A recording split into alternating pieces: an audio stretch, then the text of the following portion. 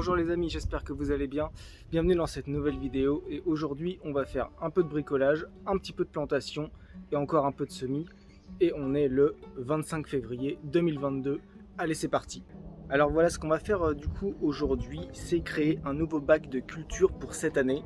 Vous voyez ici j'ai un espace entre le poulailler et la parcelle potagère. Donc ici je cultive rien du tout pour le moment. Donc ce que je vais essayer de faire, c'est créer un bac à partir d'un ancien bac que j'ai en ma possession. Donc on va aller voir ça tout de suite. Vous voyez par vous-même. Donc ici j'avais un grand bac qui fait 1,50 m de long par 65 de haut par 45 de profondeur.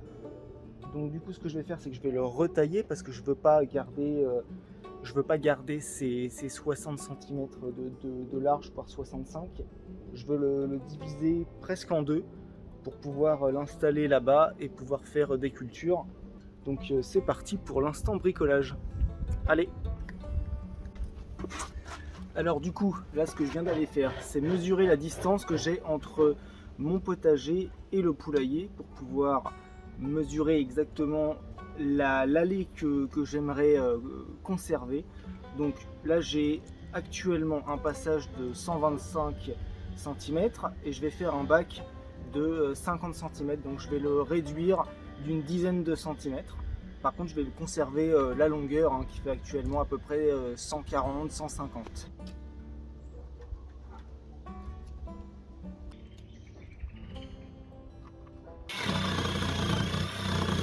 Bon, on est d'accord que je fais pas ça, je fais pas des trucs hyper précis, j'ai pas besoin de quelque chose qui soit esthétique, je veux juste quelque chose d'utile. Donc je prends un vieux meuble, je trace mes longueurs approximativement, je coupe, j'assemble, je mets en place. Le but c'est que ça aille vite parce que j'ai plein d'autres choses à faire et j'ai pas envie de m'attarder là-dessus. Allez, j'y retourne.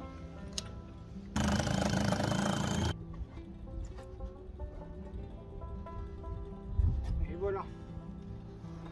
Là, j'ai la base de mon bac.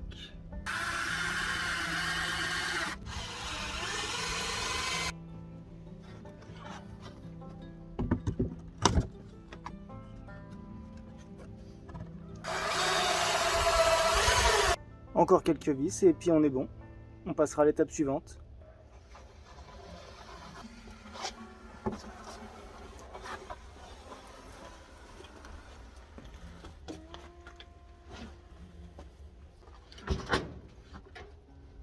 Bon, du coup, là il est un peu penché. Donc je vais l'enlever. Je vais prendre ma petite pelle, ma bêche et 2-3 outils. Je vais essayer d'aplanir le terrain le plus possible pour qu'il prenne le moins de place possible dans l'allée. Voilà.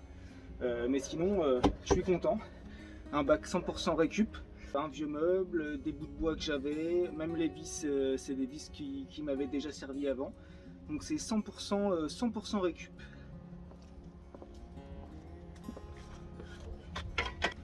Je vous mettrai le calcul du volume du bac juste là dans la vidéo, il doit apparaître juste là en dessous.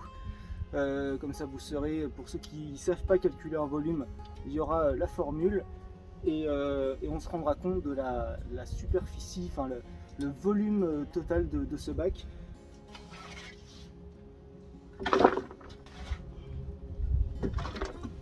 Voilà les amis, j'ai mis le bac en place, donc je suis super content de ce que ça rend, sachant que comme je vous le disais, il m'a pas coûté un sou, c'était que de la récup. Vous avez donc l'ancienne allée qui était, je le rappelle, du bout là-bas jusqu'au bord du potager ici, qui faisait 1,25 m, et là vous avez du coup maintenant un bac qui fait 50 de large par 155 de long par presque 60 cm de profondeur. Donc tout ça on le remplira plus tard façon butte lasagne pour vous montrer un petit peu comment ça fonctionne et vous prouver que c'est un système qui fonctionne, parce que je sais qu'il y a encore pas mal de gens, quand j'en parle autour de moi, qui se demandent si ça fonctionne vraiment. Et oui, ça fonctionne vraiment, et d'ailleurs j'ai toutes mes parcelles autour, voilà, autour de moi qui en témoignent. On va aller dans la serre pour faire quelques semis de zinnia cette fois, des petites fleurs pour mettre au potager et aussi dans ma parcelle loisir, parce que la vie est encore plus belle avec de la couleur. On avait fait, rappelez-vous, un semis de radis avec du flamboyant et du rond écarlate. Et là, pour le coup, les amis, je suis très content parce que regardez, j'ai mes 3 bandes, hein, mes 3 bandes de semis qui ont levé, qui ont germé à quasiment 100%. Et franchement, je suis super content, quoi. Super content. Donc, entre temps, je suis revenu mettre un coup d'arrosoir pour bien les humidifier. Et je vais continuer parce que le radis, de toute façon, ça aime l'eau. Si vous voulez pas qu'il pique votre radis, ça a besoin d'eau, ça a besoin d'humidité, d'une bonne hygrométrie. Alors c'est parti pour la culture de zinnia.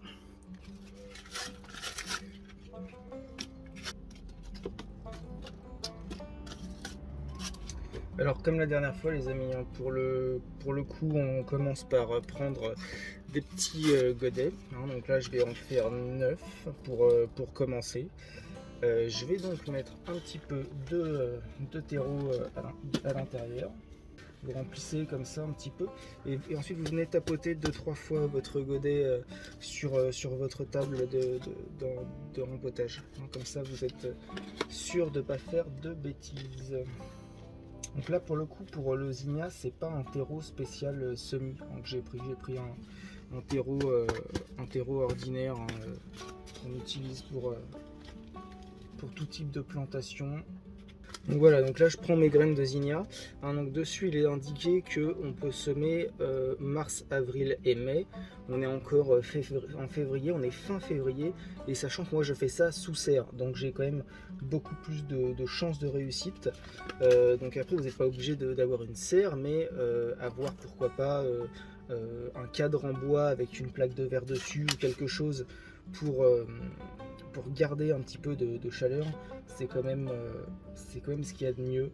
Il ne faudra pas oublier de venir arroser de temps en temps, parce que tant que la germination n'est pas effectuée, il va falloir garder la terre bien humide. Je vais en mettre 3 dans chaque, que je les sépare un petit peu, comme ça. Voilà. Pour éviter d'avoir des plants qui fonctionnent pas. Alors du coup là maintenant on va remettre 1 cm de terreau dessus. Je ferme bien le sachet. Je le mettrai avec tous mes sachets dans ma petite boîte. Je remets 1 cm de terreau dessus et ensuite j'arrose.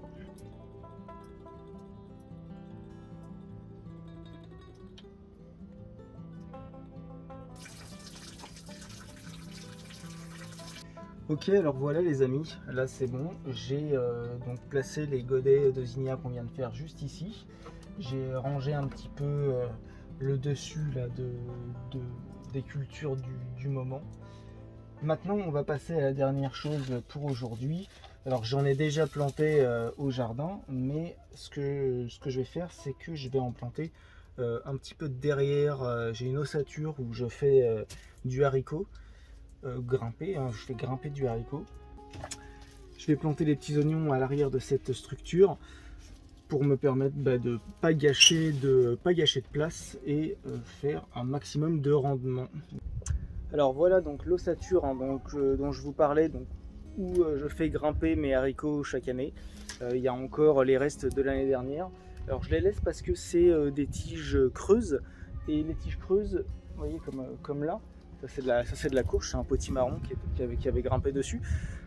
Tout ça c'est des choses où les coccinelles vont pouvoir aller pondre pour mettre leurs œufs durant l'hiver. Donc peut-être que j'aurai, j'espère même, des larves de coccinelles qui vont sortir et qui iront manger les éventuels pucerons ou envahisseurs que j'aurai sur mes plants au début de la saison, quand les planches sont encore jeunes. Comme ça, ça évitera tout un tas de soucis par la suite. Donc là du coup je vais vous emmener, essayer de vous emmener vraiment en immersion dans le potager. Donc derrière cette structure là, juste ici j'ai une bande là de terre que j'ai pas paillée, où je vais pouvoir planter des oignons, on va dire un oignon tous les 30 ou 40 cm. hein, donc c'est pas bien long, hein. Là je vais en mettre quoi, 5-6, pas plus, ouais, vraiment maximum, et je viendrai intercaler, comme je le disais, du panais, de la betterave, différentes choses pour avoir une récolte à l'arrière. Allez, c'est parti, je vous emmène avec moi.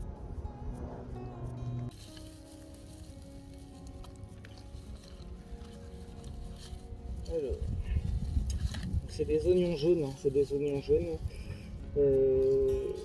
Normalement, donc, je vais les planter là pour les récolter fin d'été, quoi, août-septembre. Après, je pourrais en récolter avant si j'ai besoin, mais j'ai déjà une petite culture à côté, donc on verra bien ce que je décide de faire. Alors, l'oignon, voilà, ça ressemble donc à ça. Hein.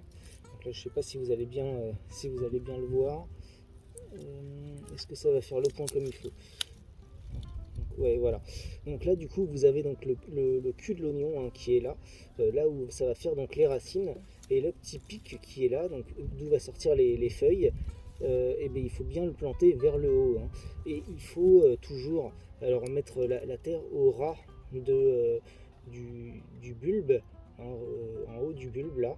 Il faut surtout pas aller l'enterrer à 3-4 cm de profondeur. L'oignon, ça n'aime pas du tout être mis loin du soleil.